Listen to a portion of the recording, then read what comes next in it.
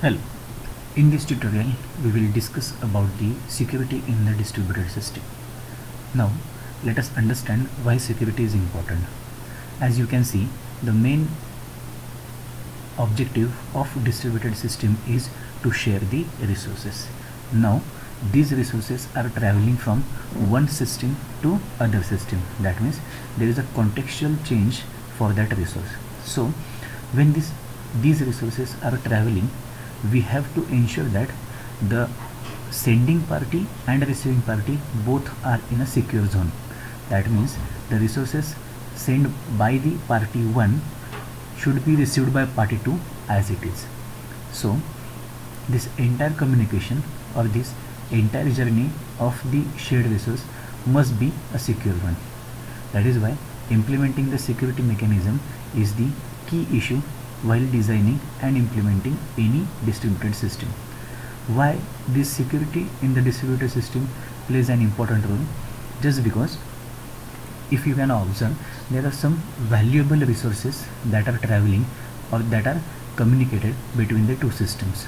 So these resources, if are hampered in between, then it will be loss for either party. So the security mechanism are very much important to have in the distributed system.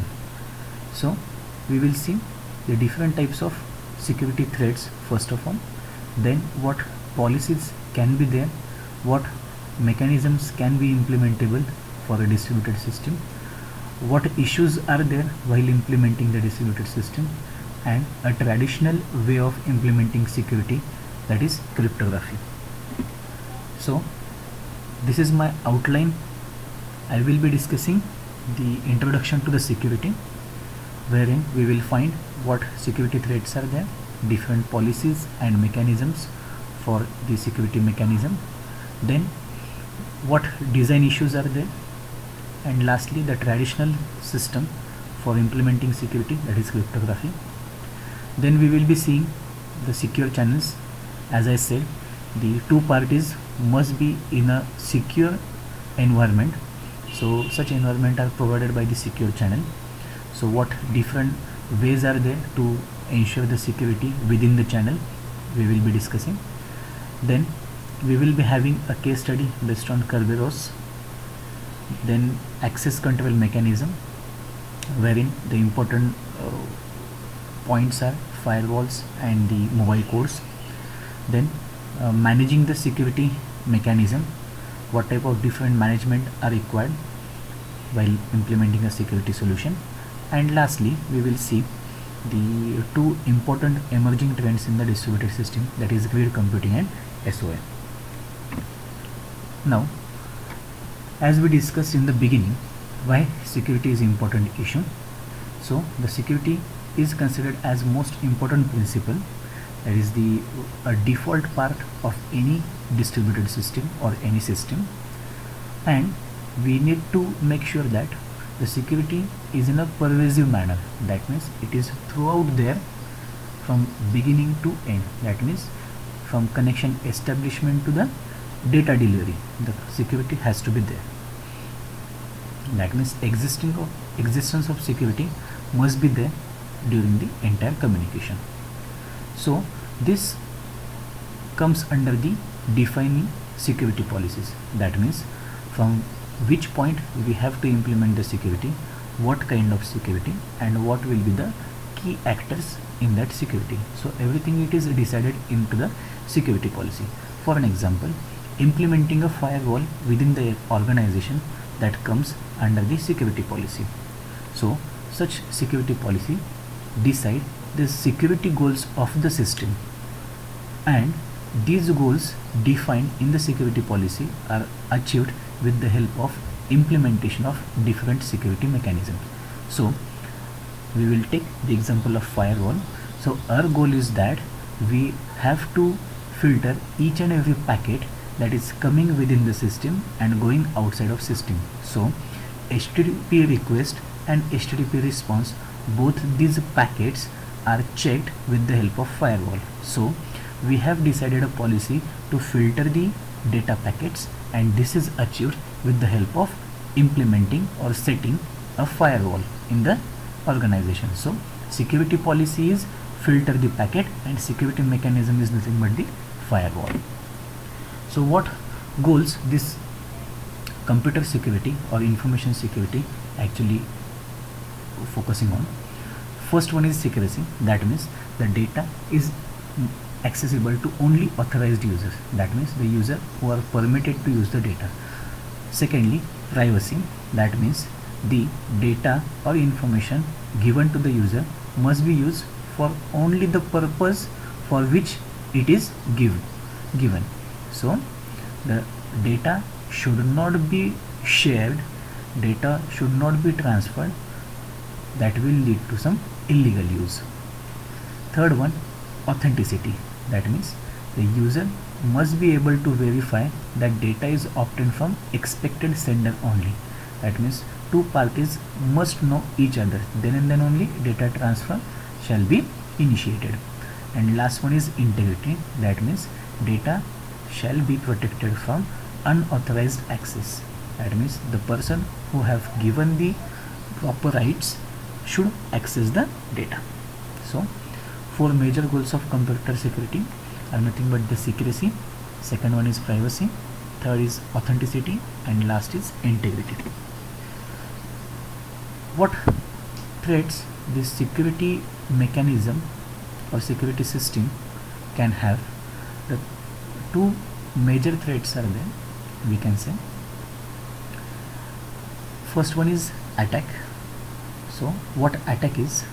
With the attack, the attacker always intend to destroy the system. This is the main intention. Other intentions could be the attacker may want to expose what that system is containing, that is inner mechanism of the system, or attacker may want to alter the data, that is change or modify the data. Attacker may want to steal the information from the communication. Attacker may want to disable some of the functionalities. We can see this in the denial of service attack. Or attacker may want to gain unauthorized access. That means attacker wants to enter within the system and wants to use the part of a system. So these are nothing but some of the activities that comes when a particular person, individual or a system attacks. Second one is threat. Threat, it is nothing but, or it is defined as a possibility where the system will get open for the possible alteration. So we have to ensure that there should not be any pitfall within the system, or there should not be any breach to the security of a system, so that attacker or the other person, outsider, can enter into the system and create any harm for that system. Considering the different types of threats, we can list down major four threats. First one is interception, that is intercept or interfere the communication. Then interruption, break the communication. Modification, just enter and change the data. Last one is the fabrication. Okay. So what is interception? Unauthorized user gaining access to the service or data. So we are actually entering into the system and we are gaining the access to the data or the resources, called as interception. Then interruption is nothing but whatever services or data are present, provided, that becomes unavailable. That means breaking the services. So the file which are present on the server will get corrupted, or simple a DOS attack can be example of interruption, where service becomes unavailable or unusable. Modification may lead to changing the important services, that becomes non-functional, or the data got changed. So because of this, whatever original state of the data or service, it is replaced by the new state wherein both data and service are non-functional or malfunctional. And last one is the fabrication, where additional data or activity is generated which would not normally exist. That means, I have given some examples. If we add one more entry to the password file or database, that means database schema is completely changed. Let us say one extra column is added, or if we make the password field that is non-required field, so any user can easily enter into the system with the help of username only. So this kind of scenarios that comes under the fabrication.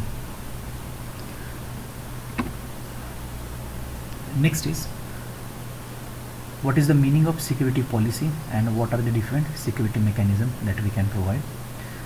We have already discussed about the security policy and the mechanism. So the policy basically describes what kind of action should be there, a system should take, so that the possible threats and possible attacks can be stopped or can be prohibited, so that the security policies are implementable with the help of different security mechanisms. Some of the security mechanisms consist encryption, authentication, authorization and auditing. So encryption and decryption we have already seen, that is the data format is changed, it is unreadable and it is readable to only person who has the unlocking mechanism for the formatted data. Second one, it is authentication, that means whether the data or resource it is given to authenticated user or not, that means intended person is only using the data or not. Next one is authorization. Once the user authentication is performed, authorize the user or allow that user to use some limited set of services, that means out of 10 only 5 services are given, that means some role is assigned to the user, called as authorization. And last one is auditing, that means which user has used which data on which date and at what time. So this entire comes under the auditing. We will see one by one. With the help of encryption, we implement the confidentiality, that means data is traveled from party A to party B and the middleman is not understanding what that packet or what that data is all about. Second one, authentication. It will help us to verify whether the person or the different system that are allowed to use the data are correct one, authenticated or not. With the help of authorization, we will allow the user or the different system to perform some specific task, that means some list of roles are assigned to them. And with auditing tools, we can see what kind of information is accessed and at what timestamp it is accessed. Next point is, what are the different types of attacks. The attacks are categorized into two major parts. One is called as passive attacks and second one is called as active attack. In passive attack, we can say that the activity is not going on, whereas in the active attack some activity is always going on.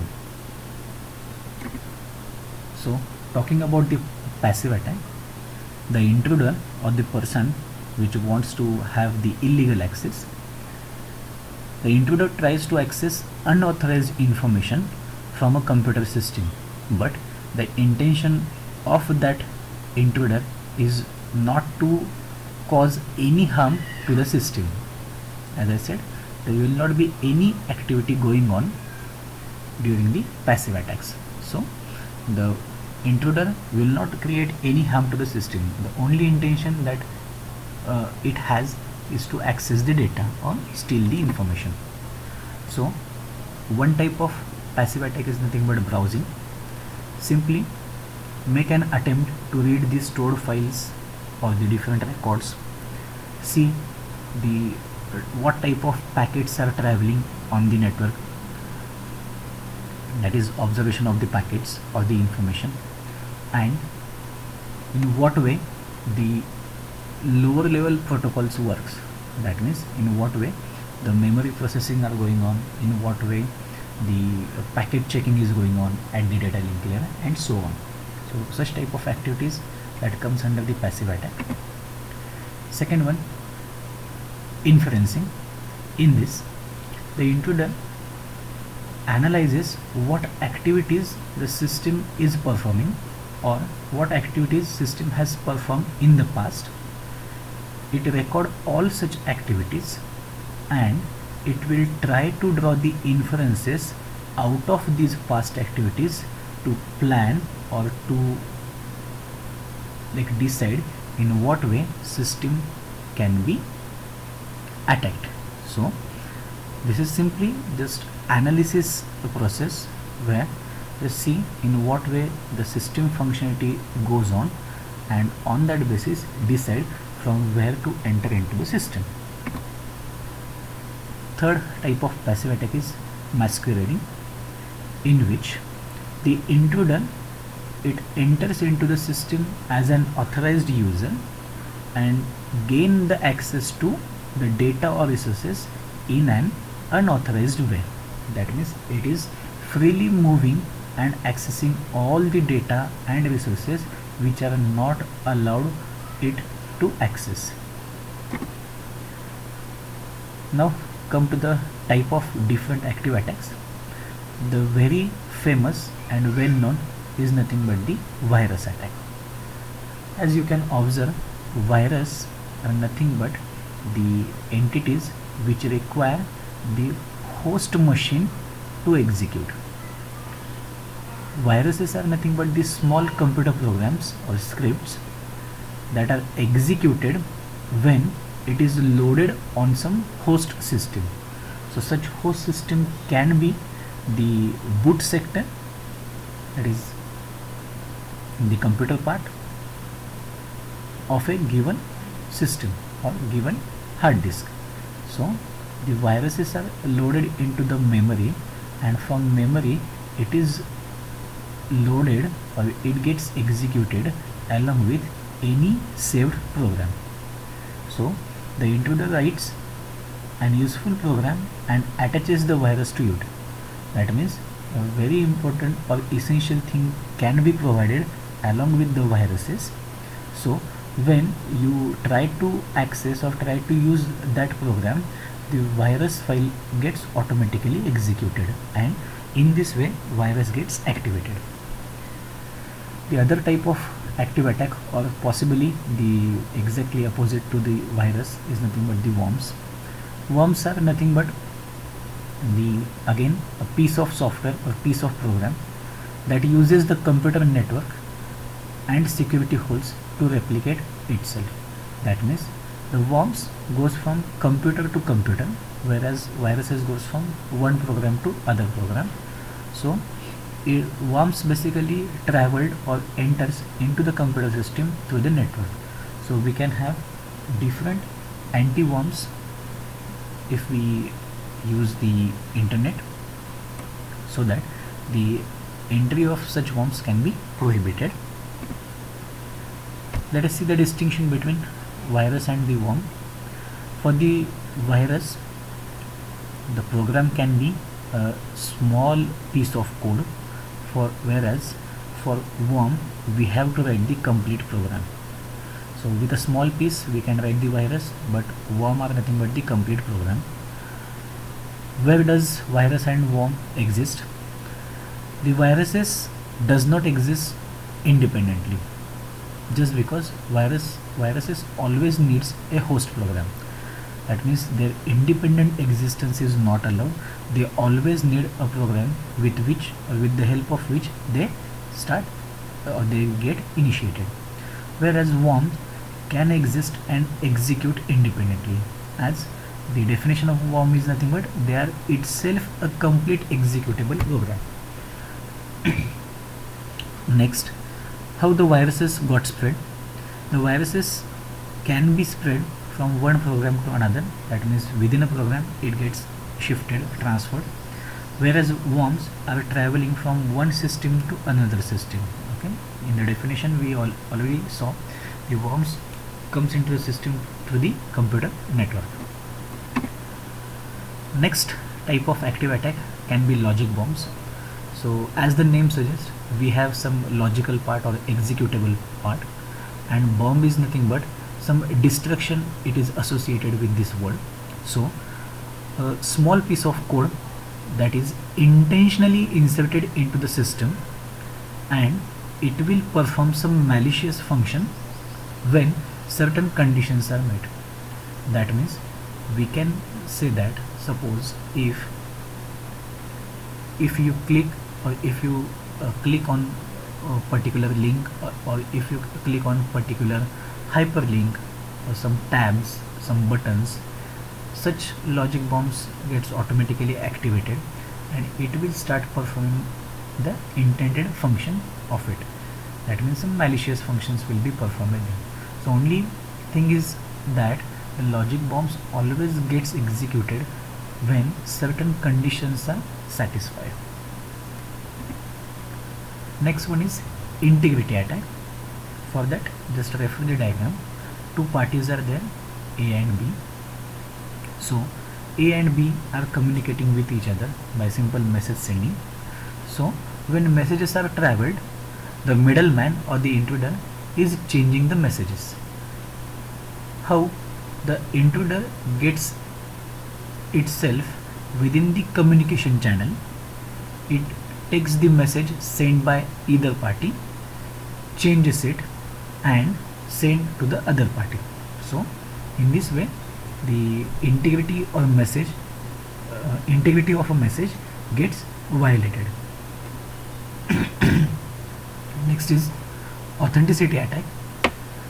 In the authenticity attack, the intruder is illegally connecting to the computer network, that is getting the access, and it starts functioning, or it simply impersonate, and it will start sending dummy messages with the valid address. That means the intruder is pretending to be the party A and it starts communication with the party B. B will not be aware whether the intruder is communicating or A is communicating. It will simply having an impression that the party A is communicating with itself. So authenticity attack means the intruder gets into the system, it will start functioning, or it will start behaving like an authenticated user. Next is denial attack. So in the denial attack, party A wants a communication with party B, but intruder blocks all incoming messages to the party B, so that A will think that party B is not responding, party B is not performing its function, hence party B is denying to perform its possible set of services. So in this way denial of service attack can be performed. Next one is delay attack. So such type of attack can be performed when OTP transmission is taking place. So that is the common scenario nowadays. So with a delay attack, intruder takes the message and it will insert a script that post this message only after 2 hours. So in this way the second party who is expecting a message at time, let's say X, it will get that message after X plus 2 hours. So at that time the importance of that message is it is not useful at that time. So the delay attack is performed in such a way. Next is reply attack. With the reply attack, what intruder can do, it will simply sending the previous messages or past messages to the other party by making changes into it, real-time changes into it, so that party B thinks that this message is newly drafted and it is coming from party A. Next, we will be discussing about confinement problem.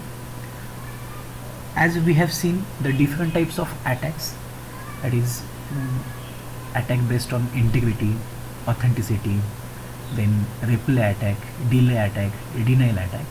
So when we have some prevention mechanism for the or to stop the leakage of information, this is called as confinement problem. So how we can achieve this? To stop the leakage of information, we can introduce a legitimate channel, storage channel and covert channel. So you can observe the diagram where the two parties, party A and party B, are communicating with each other. So the channel or the communication mode, it is legitimate. That means it is only allowed for the user Anant and Balwant. So this is nothing but the legitimate channel. Second one, we can say that the storage channel, that means the communication between party A and party B, it is always initiated and it is always accomplished with the help of some storage. That means Anant can have access to the storage of Balwant and Balwant can have access to the storage of Anant. And next one is covert channel. With the covert channel, it is the normal channel and it is only between the Anant and Balwant. So no one is allowed to enter into this type of channel. So in the first one, both Anant and Balwant are authenticated and are allowed to use the channel. In the storage channel, the Anant and Balwant knows in what way to use their data. And last one is covert channel, that means a channel only set up between Anant and Balwant. What are the different design issues while implementing the security mechanism? So this is very important point. So we have discussed about the security, importance of security, why security is required, that means what are the possible attacks and threats. Based on that, we decided what policy can be set for a distributed system. Based on the policy, we discussed some of the security mechanisms, but implementing or fixing these security mechanisms will have certain design issues. So what are those?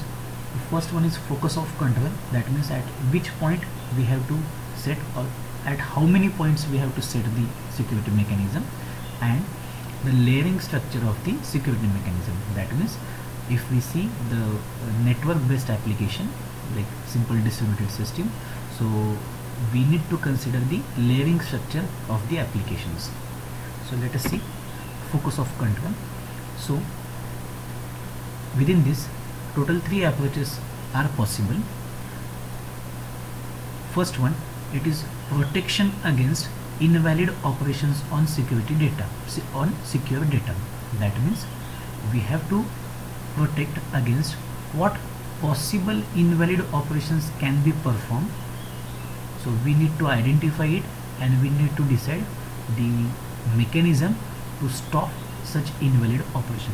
That means which other objects or outside objects can have access to the specific functions that we have to decide. Second one, protection against unauthorized invocations. See, we have allowed to provide some services, but who will be the authorized users to access these services, that we have to decide. And last one, protection against unauthorized users. That means which type of user is having access to the services. So in this way, the focus of control or the point where security mechanism can be established. In the first one, we have to see whether the operations are correct or not and see what invalidated operations are possible. In the second one, the services are allowed to the users, but what are the illegal services are there, that is unauthorized invocations are there, that we need to see. And last one, who are the different users having access to the set of services, that we need to see.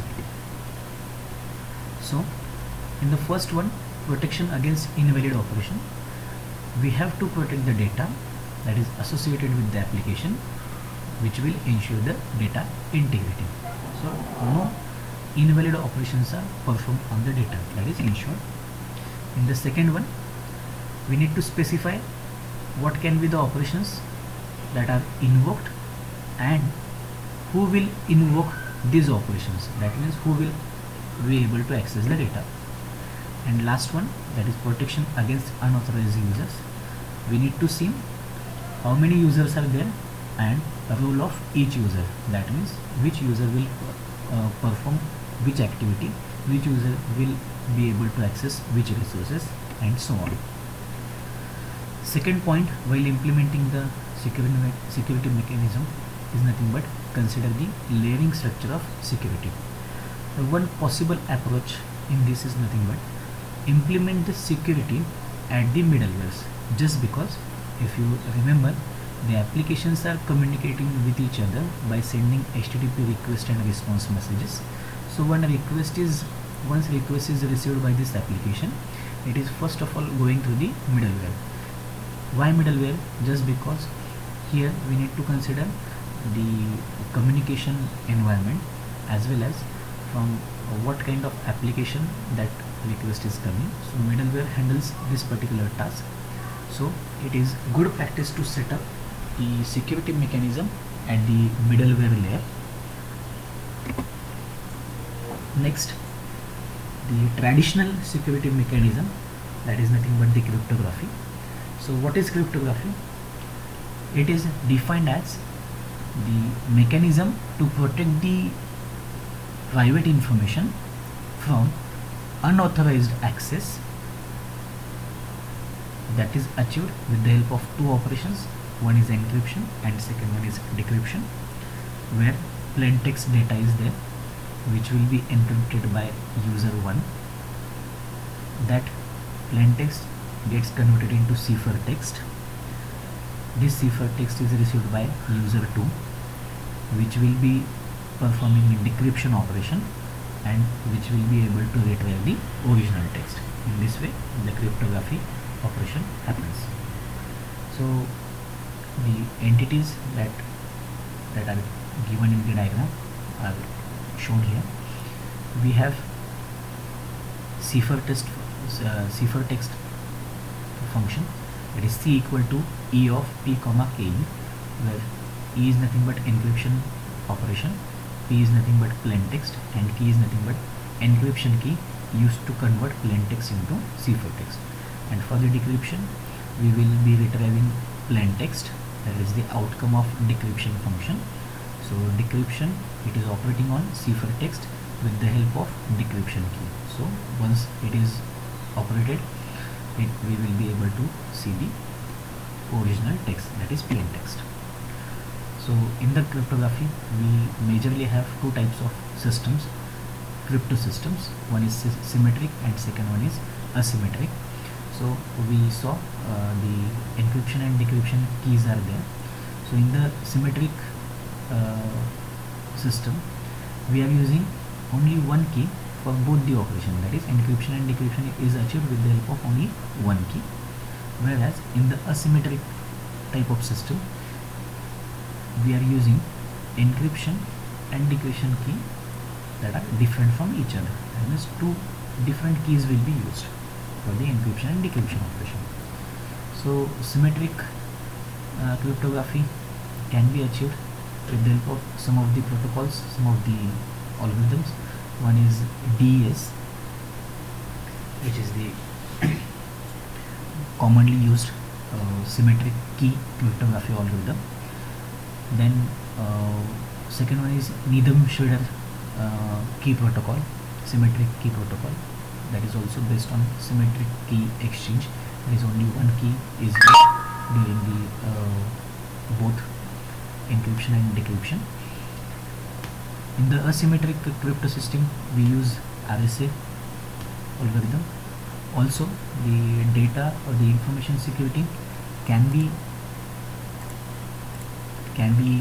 achieved with the help of MD5 algorithm. So these are some of the mechanisms in which we can achieve the security of the information, security of the data. In the next part, I will be discussing about different types of security policies. Then we will be discussing some of the case studies based on security mechanisms. Thank you.